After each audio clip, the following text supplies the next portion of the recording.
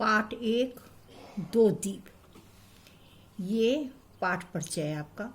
जिस प्रकार सूरज की रोशनी संसार को रोशन करती है, उसी प्रकार शिक्षा रूपी दीपक हमारे जीवन को सही दिशा देता है।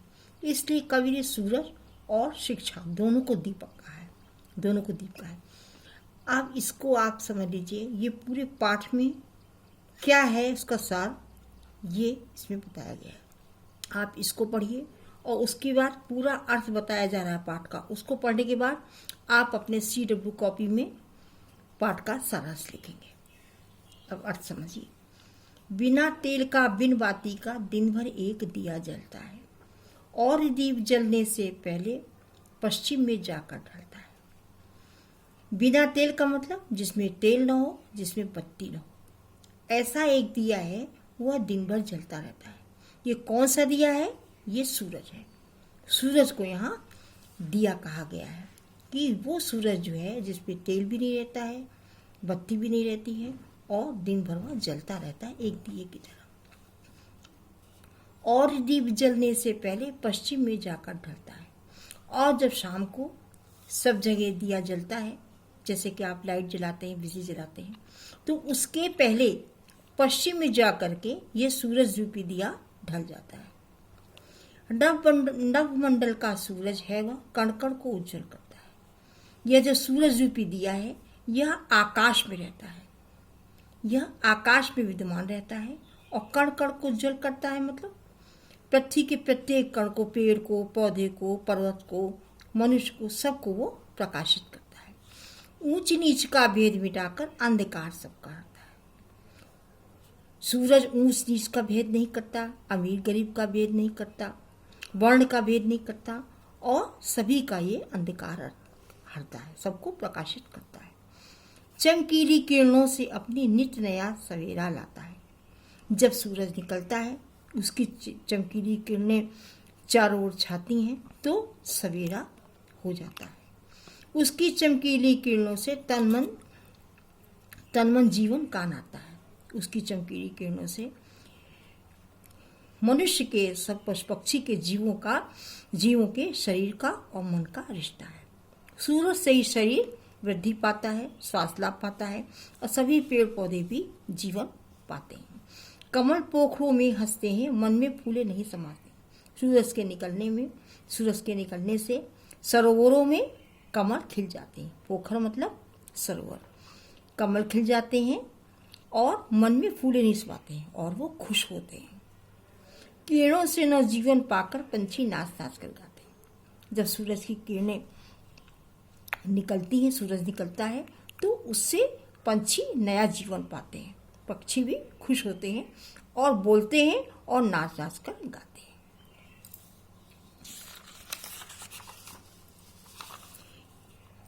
एक दीप जलता है ऐसा भारत माँ के आंगन में। एक दीप ऐसा भी है जो भारत माँ के आंगन में जलता है, जिसकी आगे नतमस्तक है ढलता सूरज नील गगन में।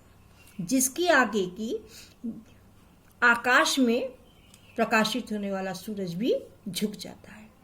आकाश में सूरज जो सबको प्रकाश देता है, वो भी भारत माँ के आंगन के दीपक के आगे झुक जाता है। वह शिक्षा का एक दीप है जो दिन रात जला करता है। वह दीप कौन सा है? वह दीप शिक्षा का है, जो कि दिन रात जला करता है। शिक्षा के माध्यम से वह सभी लोगों को शिक्षा देता रहता है। ज्ञान दीप है जो समाज, ये कौन सा दीपक है? ये ज्ञान दीपक है, शिक्षा का दीपक है, जो समाज के घट घट में, मतलब समाज के सभी के मन में प्रकाश भरता है, सभी को ज्ञान प्रदान करता है। ये पूरा अर्थ हो गया आपका। इस अर्थ से और जो पाठ परिचय दिया उसको पढ़ करके आप क्लास वर्क की कॉपी में पाठ का सारांश लिखेंगे, और उसके बाद क्लास वर्क की कॉपी में आप ये भी करेंगे शब्दार्थ, जैसे ढलता, अस्त होता, कण कण हर जगह, नित्य रोज, पोखर तालाब, ज्ञान शिक्षा जानकारी, नवमंडल आकाश, हरता दूर करता, नाता रिश्ता, नतमस्तक जिसका सर झुका हुआ हो, घट घट में मन अंतर में। ये आपका प्रश्न है। इसका उत्तर आप ध्यान से सुनिए। कविता में कवि ने किन दो दीपों की चर्चा की है? एक सूरज है और एक दिया है। सूरज की किरणें क्या लेकर के आती हैं? सूरज की किरणें नया सवेरा लेकर के आती हैं। पोखरों में कौन हंसता है? पोखरों में, तालाबों में कमल हंसता है। कविता की पंक्तियां पूरी कीजिए। ये आपको हम बता दे रहे हैं, इसको आप होमवर्क की कॉपी में करेंगे। बिना तेल का, बिन बाती का दिन भर एक दिया जलता है और दीप जलने से पहले पश्चिम में जाकर ढलता है। नवमंडल का सूरज है वह, कण कण को उज्जवल करता है। चमकीली किरणों से अपनी नित नया सवेरा लाता है। यह आप अपनी होमवर्क की कॉपी में करेंगे। अब इसके उत्तर देखिए आप। कवि ने नव के दीप की क्या विशेषता बताई है? नव का जो दीपक है वो कण कण को उज्जवल करता है और सबका अंधकार हरता है। सूरज की किरणें निकलने पर पंछी क्या करते हैं? पंछी नाच नाच करके गाते हैं। भारत माँ के आंगन में कौन सा दीप जलता है? भारत माँ के आंगन में शिक्षा का दीप जलता है। कवि ने शिक्षा के दीप की क्या विशेषता बताई है? शिक्षा का दीप समाज को शिक्षित करके समाज के ज्ञान को दूर करके ज्ञान रूपी प्रकाश फैलाता है। भाषा बोध। दिए गए शब्दों के दो दो समानार्थक रूप लिखिए। समानार्थक का मतलब पर्यायवाची। दीप का समानार्थक शब्द है दिया और दीपक। ये तीनों के अर्थ एक है। सूरज का समानार्थक शब्द है सूर्य, रवि। पंछी का समानार्थक शब्द है पक्षी, खग। पोखर का समानार्थक है तालाब और सरोवर। कविता की पंक्तियों की अंतिम शब्दों की ध्वनियां प्रायः समान होती हैं। ऐसे शब्द समान तुक वाले शब्द कहलाते हैं। जैसे कि आप नीचे देखिए उदाहरण इसका। कविता में समान तुक वाले शब्द ढूंढ कर देखिए। ये सारे शब्द जो हैं कविता से ही आपके लिए गए हैं। जैसे जलता, ढलता, लाता, नाता, समाते, गाते, करता, भरता। इनके लास्ट शब्द जो हैं वो इससे मेल खाता है, इसीलिए सब सारे समान तुक वाले शब्द हैं। दिए गए विशेषणों के लिए उचित संज्ञा शब्द पाठ में से ढूंढ कर लिखिए। ये सब शब्द आपके विशेषण हैं और ये जो शब्द हैं ये आपके पाठ में से ढूंढ के लिखे जाएंगे। देखिए, चमकीली किरणों, नया सवेरा, नव जीवन, नील गगन। फोर्थ क्वेश्चन, कण कण को उज्जवल करता है ऊंच नीच का भेद मिटाकर।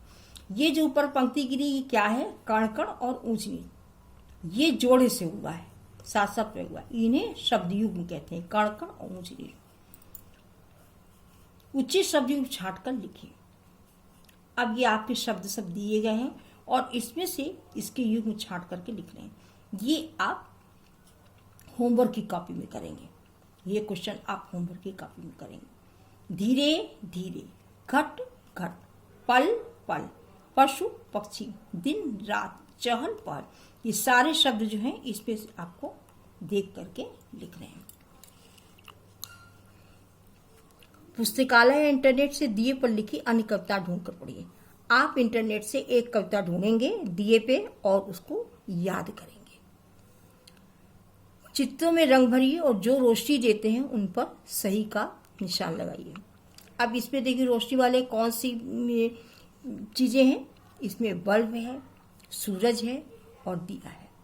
ये तीन आप अपनी होमवर्क की कॉपी में इसको बनाएंगे और इसको कलर करेंगे। ये पेड़, फूल और ये कीट, ये सब जो है आपको रोशनी नहीं देते, ये बादल। ये आपका लेसन है। अब आपको क्लास वर्क की कॉपी में क्या करना है? क्लास वर्क की कॉपी में आप पूरा अर्थ समझ करके और इसको पढ़ करके आप पाठ का सारांश लिखेंगे और उसके बाद ये शब्दार्थ लिखेंगे। ये दो काम आप क्लास वर्क की कॉपी में करेंगे। और होमवर्क की कॉपी में आप ये पहला क्वेश्चन करेंगे, कविता की पंक्तियाँ पूरी कीजिए। उसके बाद आप उचित शब्द छांट कर लिखेंगे और तीसरा काम है आपका ये तीनों का चित्र बना करके आपको कलर करना। और ये इंटरनेट से दिए पर लिखी एक कविता ढूंढ करके आप उसको याद